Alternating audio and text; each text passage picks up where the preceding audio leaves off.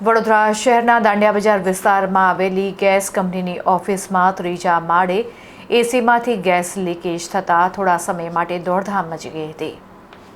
દાંડિયા બજાર ખાતે આવેલી વડોદરા ગેસ લિમિટેડની ત્રીજા માળે આવેલી અકાઉન્ટ ઓફિસના એસીમાં ગેસ લીકેજ થતાં સલામતીના કારણોસર લાઇટો તાત્કાલિક બંધ કરીને તમામ કર્મીઓ ઓફિસ બહાર નીચે આવી ગયા હતા.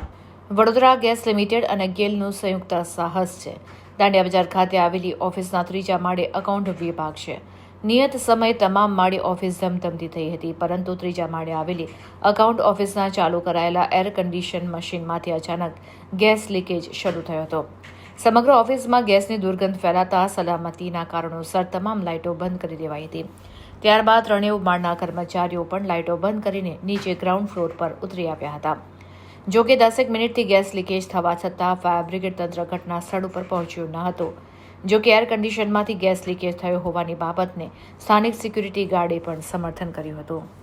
વડોદરા ગેસ લિમિટેડની દાંડિયા બજાર ગેસ ઓફિસ છે. આ ટેકનિકલ ડિપાર્ટમેન્ટ છે. થર્ડ ફ્લોર પર અત્યારે આપણે હાલમાં ઊભા છે. પાછળ તમે જોઈ શકો છો કે અહીંયા ગેસની જે કોપરની લાઈન આવતી હોય, જેમાંથી કુલિંગ ગેસ આવતો હોય છે એસી ઠંડુ કરવા માટે, તો એ કુલિંગ ગેસની પાઇપમાં થોડો ધડાકા જેવું થયું અને ત્યાંથી કુલિંગનો ગેસ વેન્ટ થવા લાગ્યો. જેવો વેન્ટ થવા લાગ્યો એટલે અમે અહીંયા જે 5 કર્મચારીઓ જે હતા અને એક કસ્ટમર હતો, એ અમે લોકો નીચે બારી વાળા ખુલ્લા કરી દીધા છે. કોઈ ભેગા મારા ટેકનિકલ પ્રોબ્લેમ થઈ શકે છે. તમારા ઘરમાં બી થઈ શકે છે, મારા ઘરમાં બી થઈ શકે છે, ઓફિસમાં બી થઈ શકે છે. એટલે એમાં કોઈ બેદરકારીનો સવાલ આવતો નથી.